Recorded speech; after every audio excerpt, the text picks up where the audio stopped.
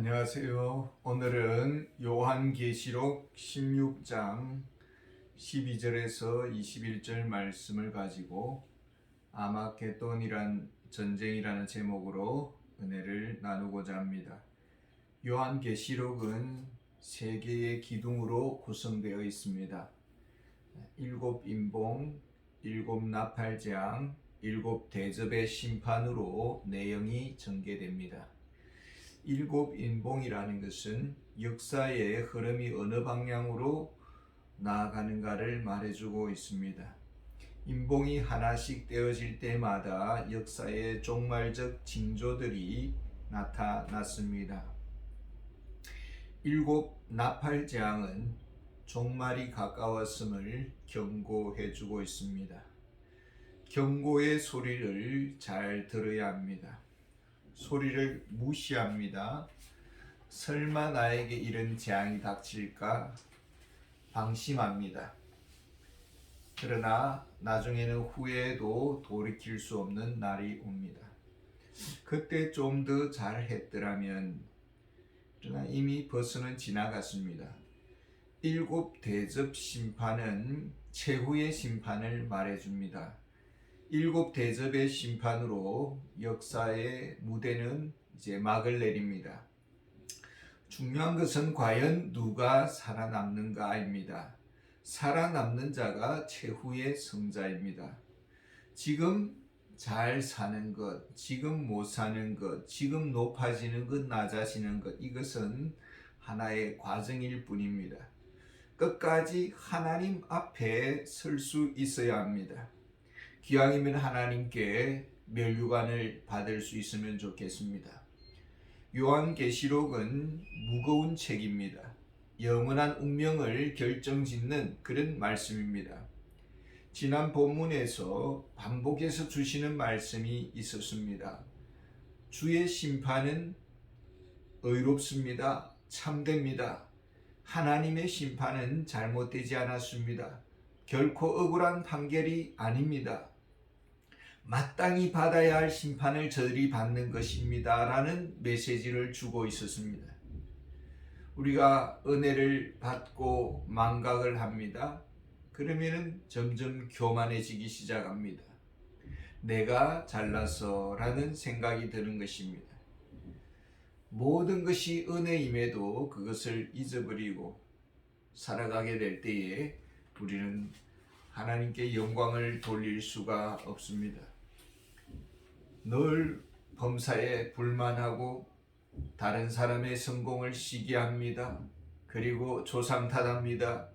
비뚤어진 성품이 체질화되었습니다. 감사를 잊어버렸습니다.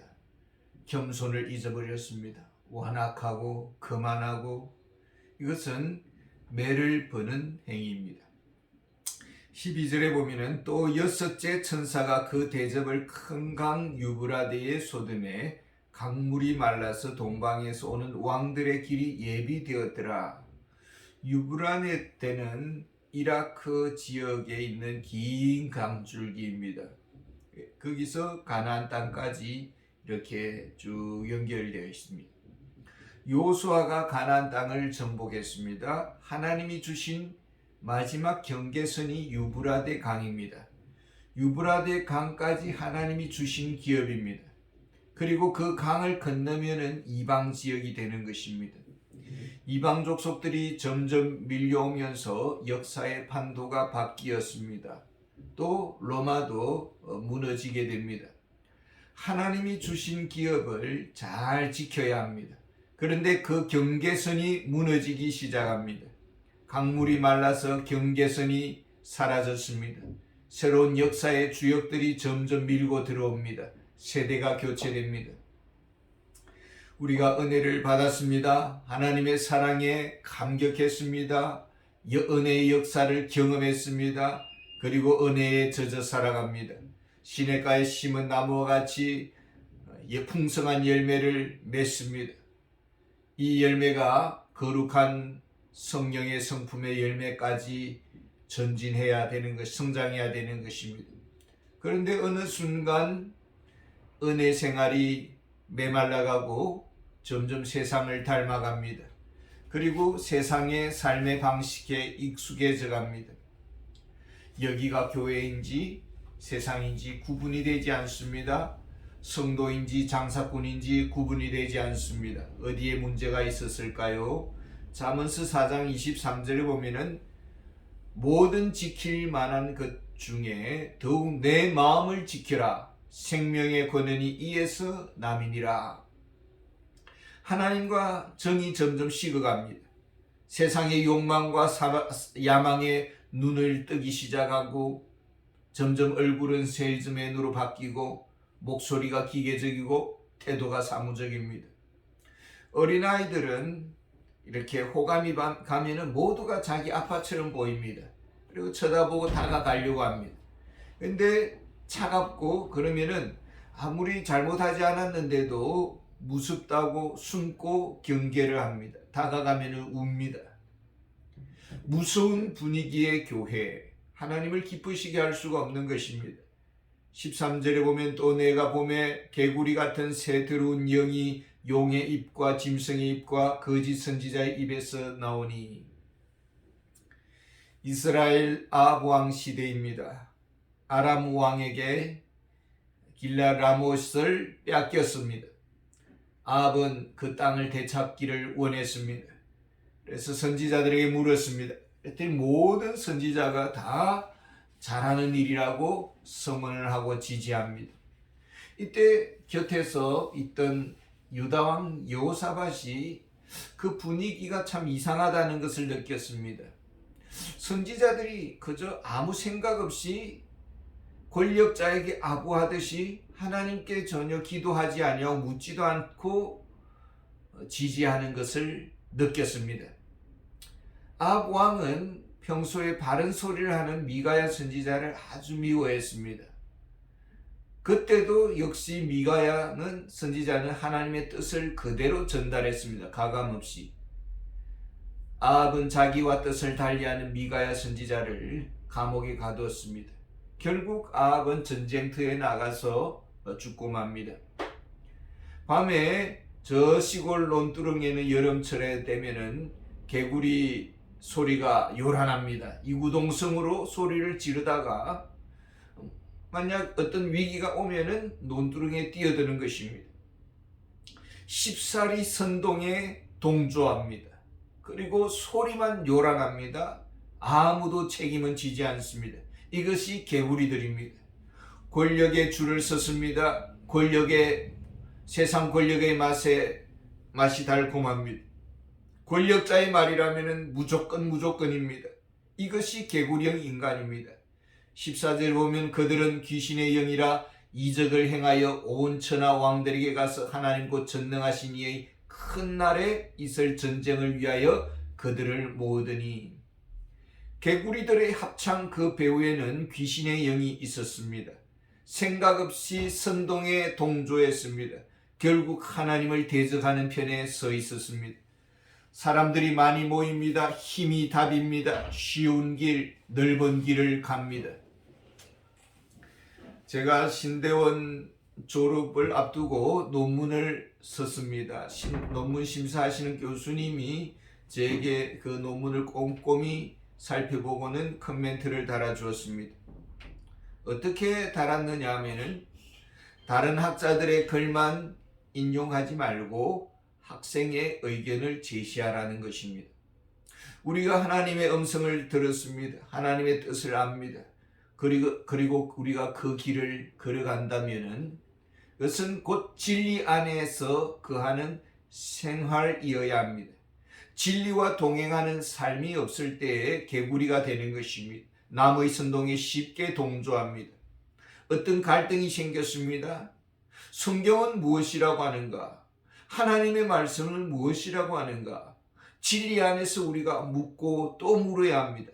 성경에서 답을 찾아야 합니다. 15절에 주님의 경고가 있습니다. 보라 내가 도둑같이 오리니 누구든지 깨어 자기 옷을 지켜 벌거벗고 다니지 아니하며 자기의 부끄러움을 보이지 아니하는 자는 복이 있도다. 옷은 깨끗해야 합니다.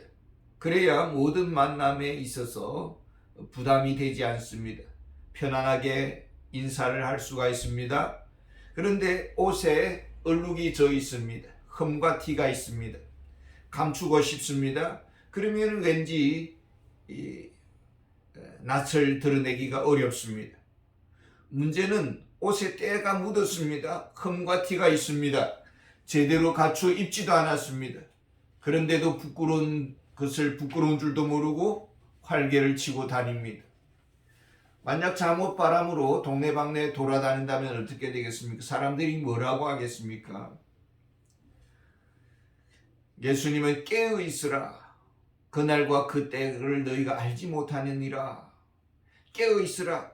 어느 날에 주가 임할는지 너희가 알지 못한다. 그랬습니다.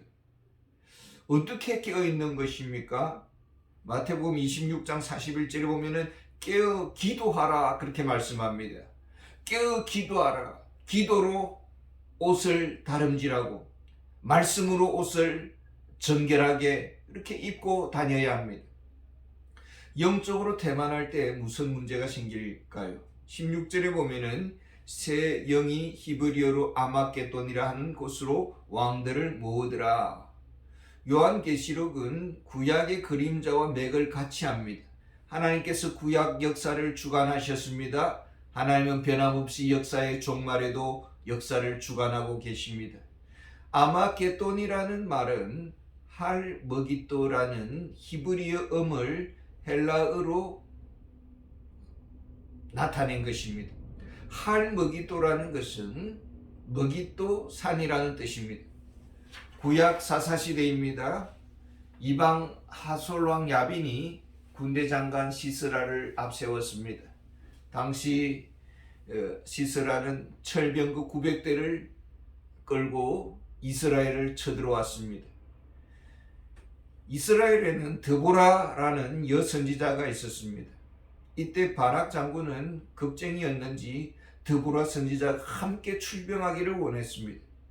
여선지자가 무엇을 알 수 있겠습니까? 하나님의 말씀에 의지해서 출전했습니다. 이때 성경은 이 전쟁을 어떻게 표현을 하고 있느냐 하면은 사사기 5장 20절에 보면은 별들이 하늘에서부터 싸우되 그들이 다니는 길에서 시스라와 싸웠도다. 이 전쟁은 한마디로 영적 전쟁이었다라는 것입니다. 하나님과 원수 사탄 간의 전쟁이었다라는 것입니다. 시스라는 마침내 철병거를 버려두고 도망갑니다. 그리고 야엘이라는 여인의 집에 자기 몸을 숨기고 깊은 잠에 들었을 때에 이 야엘이 말뚝을 가지고 그 관자놀이에 박아 죽였습니다. 그리고 전쟁은 이스라엘의 승리로 끝났습니다. 이 전쟁은 하나님이 개입하셨습니다. 머깃도 산에서 하나님이 함께 하시니 철병거 900대가 아무 소용이 없었습니다. 전쟁에 능하신 하나님, 오늘도 우리를 대신하여 싸우시는 하나님이십니다. 마지막 영적 전쟁의 시대를 지나고 있습니다. 세상은 우리를 향해 도전합니다. 우리는 두려워하지 말아야 되고 또 하나님의 개입하심, 하나님의 물리치심을 믿어야 합니다. 17절에 보면 일곱째 천사가 그 대접을 공중에 쏟음에 큰 음성이 성전에서 보좌로부터 나서 이르되 되었다 하시니, 하나님이 되었다라고 선언합니다. 무엇이 된 것입니까? 24시가 되었다라는 것입니다. 이제 더 이상 시간을 지연할 이유가 없다라는 것입니다. 기다릴 필요가 없습니다. 인내의 시간은 끝이 났습니다. 회개의 기회는 충분했습니다. 최후의 심판의 시간이 되었다라는 것입니다. 18절에 보면 번개와 음성들과 우레소리가 있고 또 큰 지진이 있어 얼마나 큰지 사람이 땅에 있어 온 이래로 이같이 큰 지진이 없었더라. 하늘에는 번개와 우레소리, 땅에서는 큰 지진이 일어났다라고 했습니다. 최후의 심판의 시간입니다. 우레소리를 들어보았습니까? 영적 우레소리를 들어보았습니까? 우리가 영적 우레소리를 말씀을 통해서 들을 때에 회개하게 됩니다. 회개한 자는 큰 지진을 피할 수가 있습니다. 이 큰 지진이라는 것은 삶의 준거틀이 무너지는 것을 말합니다. 우리가 반석 위에 섰다면 굳건하게 설 것입니다. 그리고 큰 지진을 피할 것이고 큰 우박을 피할 수 있을 것입니다. 그러나 인생의 준거틀이 육신의 정욕과 안목의 정욕과 이생의 자랑 위에 서 있습니다. 우리가 땅의 것에 코를 박고 살아갑니다. 세상의 목마름에 민감합니다.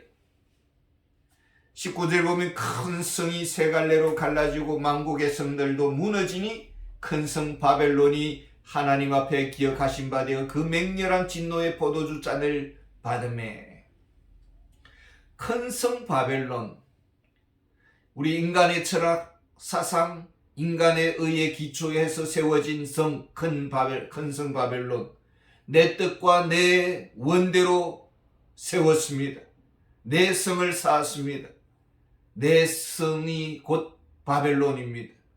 그것은 모래 위에 세운 집과 같습니다. 바람이 불고 홍수가 나면은 훅 날아갈 것입니다. 내가 산 삶의 목표와 야망의 무게에 내가 깔려 죽게 되는 것입니다. 20절에 보면 각성도 없어지고 산악도 간데에 없더라. 우리 인간적인 보호 안전망은 다 설모가 없게 된다라는 것입니다. 어마어마한 쓰나미가 오면은 그 모든 도시를 다 덮어버립니다. 주밖에는 우리를 지켜줄 성은 없는 것입니다. 하나님의 심판의 무게가 얼마나 강력합니까? 21절에 보면은 또 무게가 한 달란트나 되는 큰 우박이 하늘로부터 사람들에게 내림에 사람들이 그 우박의 재앙 때문에 하나님을 비방하니 그 재앙이 심히 크미르라. 큰 우박, 큰 포탄 같은 무게의 우박이 하나님의 심판의 도구입니다. 하나님 앞에 살아간 자는 이 우박이 피해갈 것입니다. 청개구리처럼 살았던 자들은 큰 우박의 심판 앞에 피할 길이 없을 것입니다. 모난 돌이 정맞는다는 말이 있습니다. 우리가 하나님의 은혜에 족한 줄 알고 살아야 하겠습니다. 하나님의 뜻을 위해서 우리가 헌신해야 되겠습니다.